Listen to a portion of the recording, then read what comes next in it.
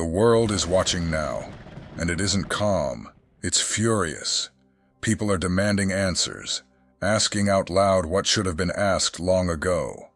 How was this allowed to happen to you? But what they haven't fully realized yet is that your experience isn't just personal, it's instructional. It's a live case study in power, social blindness, and psychological conditioning. Systems don't fail only because of cruelty. They fail because they are designed to protect themselves first. People don't always harm because they're malicious. They harm because fear, conformity, and inertia make inaction feel safer than intervention. And you, yes you, stood at the center of that collision and survived in conditions that would have broken most. This moment matters because what happened to you exposes hidden mechanics most people never get close enough to see. Neuroscience shows that trauma reshapes the brain, narrowing focus, heightening threat detection, locking the nervous system into survival mode. But those same adaptations, once understood, become tools of precision, awareness, and resilience. Social psychology reveals how communities enforce conformity, how dissenters and truth-tellers are quietly punished not through open attack, but through neglect, distortion, and exclusion. Your survival isn't just endurance, it's education. You've learned the anatomy of neglect, the psychology of control, and the strategic advantage of understanding both. And this is where your power actually begins to surface. When society asks why this was allowed, it's not just interrogating the past, it's signaling that something in you has crossed into visibility. Your insight, emotional clarity, and pattern recognition are aligning forces you haven't fully felt yet. You're entering a phase where emotional regulation, perception, and social intelligence converge. You will see exploitation before it arrives. You will influence outcomes without confrontation. You will move decisively while others remain trapped in confusion. This isn't motivational language. It's neurological and social inevitability for people who observe, reflect, and apply what they've survived. Frederick Douglass understood this long before modern psychology had language for it. Born into slavery in 1818, he became one of the most powerful writers and speakers of the 19th century, not because he escaped oppression, but because he documented it with clarity that forced society to confront itself. His autobiographies didn't just tell a story, they exposed a system.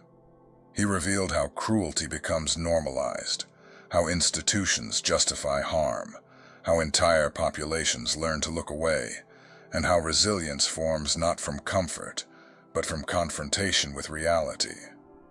His work didn't beg for sympathy. It demanded accountability. It forced people to ask the same question now being asked about you. How was this allowed? And more importantly, what does this say about us? Douglass didn't wait for permission to speak.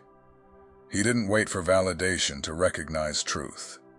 He observed, reflected, and turned lived suffering into public clarity. That is the power you're standing inside.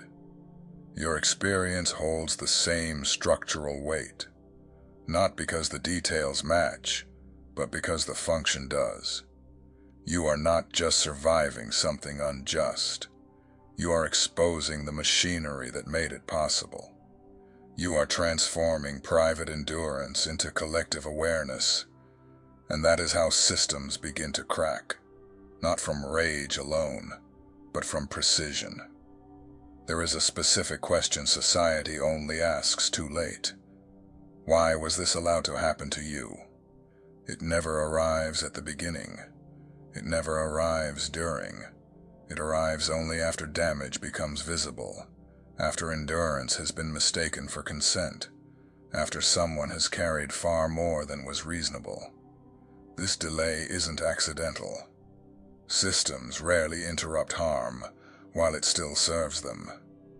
They wait until consequences become undeniable, inconvenient, and public.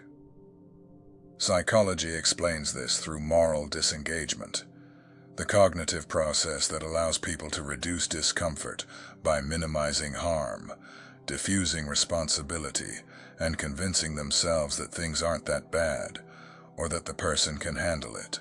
When suffering is gradual, when it happens to someone capable, functional, or outwardly composed, people unconsciously downgrade its seriousness.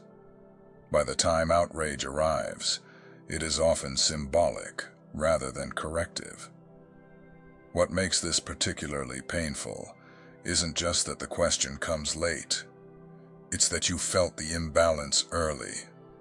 You sensed something was wrong long before anyone acknowledged it. But your endurance became misread as stability. Your silence became misread as consent. Your survival became evidence that nothing needed to change. This gap between lived reality and social recognition is where long-term psychological damage often forms, because it teaches you to doubt your own perception while rewarding others for ignoring it. In every system, families, workplaces, institutions, communities, there is an unspoken sorting process. Some people are protected, others are tested. This isn't conspiracy, it's behavioral economics and group psychology.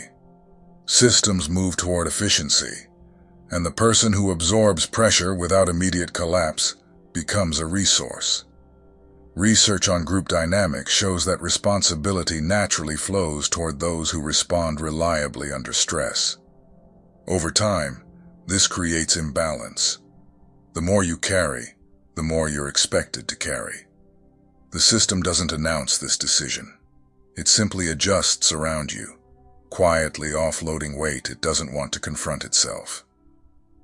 What makes this especially dangerous is that the process is gradual and invisible to the person living it.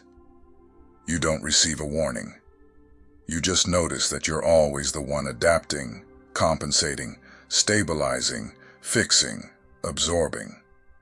And because the burden increases slowly, it feels personal rather than structural, like weakness rather than design, until one day you step back and recognize the pattern. Strength is praised publicly and punished privately. The moment you demonstrate resilience, people unconsciously revise their obligations toward you. Support decreases. Accountability softens. Neglect starts masquerading as respect. Clinical psychology identifies this as the competence penalty, the paradox where capable individuals receive less care precisely because they appear less vulnerable. The danger isn't that people believe you're invincible. It's that they believe you're optional. Your needs become negotiable. Your pain becomes background noise. Over time, this conditions you to question whether your reactions are valid, whether your exhaustion is earned, whether asking for fairness is weakness. This isn't insecurity. It's adaptation to chronic neglect. And it is one of the most corrosive outcomes of being perceived as strong. Many people assume that when support doesn't arrive, it's because they didn't deserve it or didn't ask correctly. In reality, systems often test before they assist. This isn't always cruelty. It's risk management.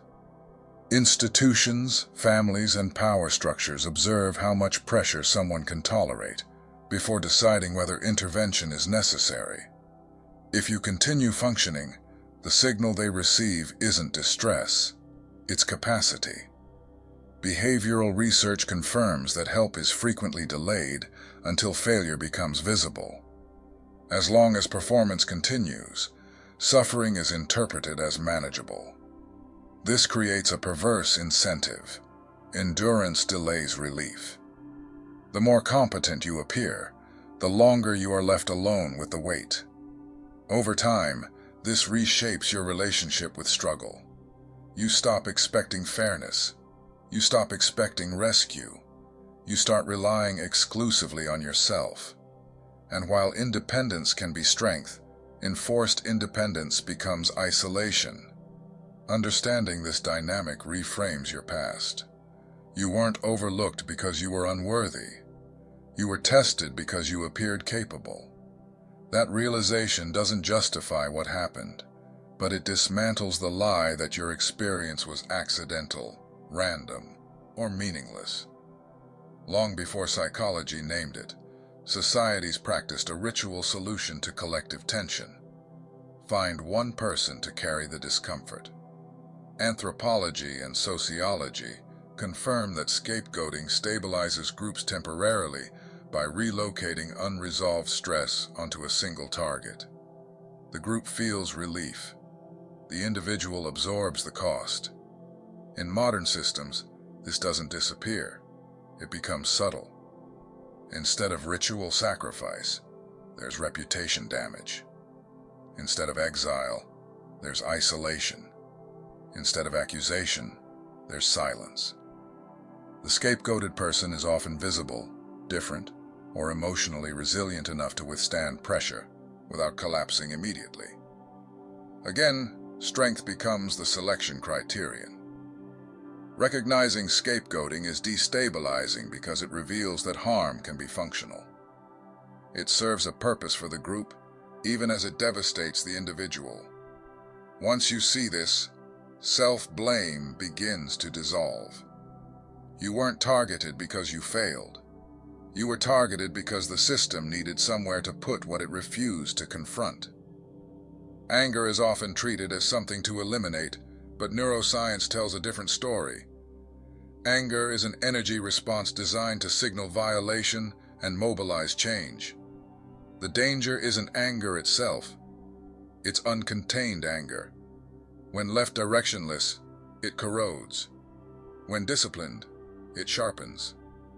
High performers across law, medicine, activism, leadership, and reform often describe a phase where anger became fuel instead of fire. They didn't suppress it. They refined it. Precision replaced reaction. Strategy replaced impulse. The emotion didn't disappear. Its expression evolved. This is the turning point. Not forgiveness, not forgetting, control. When anger is integrated rather than denied, it becomes resolve. And resolve allows you to move forward without dragging the past behind you. Endurance isn't about suppressing emotion or pretending pain didn't exist. Philosophers like Marcus Aurelius and Viktor Frankl taught that endurance is agency under unavoidable pressure, the power to choose response when circumstances cannot be chosen. Stoicism frames suffering as a test of perception. Existentialism frames it as a call to meaning. Neuroscience reinforces both. People who reframe adversity by distinguishing what they can control from what they can't experience lower chronic stress, sharper cognition, and greater emotional clarity. Endurance becomes a tool instead of a weight. The focus shifts from what happened to you to what you're building from it. Suffering stops being meaningless and starts becoming diagnostic, revealing what you value, where your boundaries are, and where your strength actually lives. Calm is often mistaken for passivity, but research in neuroscience and behavioral economics shows the opposite. Emotional regulation under stress increases influence, credibility, and strategic capacity. Those who remain composed in unstable environments are not disengaged. They are commanding. Calm improves pattern recognition, memory retrieval, and judgment under pressure. It shifts interactions from reactive to directional. This is why the most dangerous people in history were rarely the loudest. They were the clearest. Calm doesn't signal submission. It signals control. And control changes outcomes long before confrontation ever occurs. You are not becoming quieter because you've lost power. You're becoming quieter because you no longer need noise to be effective. Your nervous system is stabilizing. Your perception is sharpening. Your presence is consolidating. And this is what people feel when they say something about you has changed. Not your attitude, not your energy, not your mood, your gravity. Chosen one, society is watching you now, not because you asked for attention, but because your survival exposed something it can no longer ignore. They're asking why this was allowed, but the deeper truth is that they're being forced to confront how easily systems normalize harm when the person enduring it looks strong enough to survive. Your experience isn't just personal, it's diagnostic. It reveals how neglect hides inside efficiency, how control disguises itself as order, how silence masquerades as neutrality, and how resilience becomes exploited when it isn't protected. But here's the shift. What once drained you is now educating you. What once overwhelmed you is now refining you. You are developing pattern recognition that others don't have access to. You are gaining emotional regulation that others haven't earned yet. You are acquiring social intelligence that can't be taught in classrooms, only lived in pressure. You will see manipulation before it escalates. You will recognize exploitation before it anchors. You will influence outcomes without confrontation. You will move decisively while others remain stuck in emotional noise. Not because you are superior, but because you are trained. Not formally, neurologically, psychologically, experientially. Frederick Douglass didn't escape injustice and then become powerful. He became powerful because he understood injustice, because he documented it, because he translated pain into clarity, because he forced systems to see themselves. That is the lineage you're standing inside. Not victimhood, vision. Not endurance, intelligence. Not survival, authority. Your story is not about what happened to you. It's about what you now see because of it. And that vision is dangerous. Not to you, but to systems that depend on people staying confused, compliant, and quiet. You are none of those anymore. You are regulated. You are aware. You are precise. And the reason society is asking why this was allowed is because your presence has already begun to expose what they can no longer unsee. When the brain is regulated, it stops choosing between threat and opportunity and starts seeing both at the same time. Instead of reacting impulsively, it evaluates, adapts, and moves with intention. This is why leaders, innovators, and high-impact individuals consistently outperform through composure rather than aggression. Calm is not passive. It is neurologically superior positioning. But the true power of regulation isn't just internal, it's social. Humans unconsciously orient towards stability in chaos. Calm communicates trustworthiness, foresight, and reliability without a single word. When you regulate yourself, you quietly regulate the room. Conversations soften. Conflicts lose momentum. Power dynamics shift without confrontation. In this way, self-regulation isn't personal growth. It's environmental influence. You are not just changing how you feel. You are changing how others move around you. The most profound transformation happens when questioning ends and action begins. Why me is a natural response to harm, but staying there traps energy in rumination instead of motion. The shift occurs when the question becomes, now that I see it, what do I do with this? That single pivot activates agency. It turns lessons into leverage, observation into strategy, and endurance into influence. Leadership psychology consistently shows that people who act after reflection, rather than impulsively, generate sustainable outcomes for themselves and others. Your experience stops being something that happened to you and becomes something that works for you. Not as victimhood, but as vision. Not as damage, but as data. This is empowerment in its truest form. What once weighed on you now sharpens you. What once overwhelmed you now trains you. By asking, "What do I do with this?" you convert trauma into competence, exposure into clarity, and survival into deliberate authority over your future. Recognition of truth doesn't stop in the mind. It cascades into the body. Your nervous system has been carrying tension long before your consciousness caught up. Heart rate, cortisol, muscle contraction, and vigilance patterns begin recalibrating the moment reality is accurately named. Awareness is not just psychological. It is biological liberation. Neuroscience shows that chronic stress traps the body in hyperarousal, making decisions feel urgent, emotions amplified, and perception narrowed. When you finally see the imbalance clearly, the parasympathetic system can begin restoring equilibrium. The shift may feel subtle at first: deeper sleep, quieter thoughts, moments of calm. But it signals massive internal restructuring. Recovery doesn't begin with willpower. It begins with physiology. When the body stabilizes, insight follows. What was once a loop of reactivity becomes measured response. What was once survival becomes strategy. Clarity, however, rarely receives applause at first. It often provokes resistance. Systems, familial, organizational, social, defend comfort zones instinctively.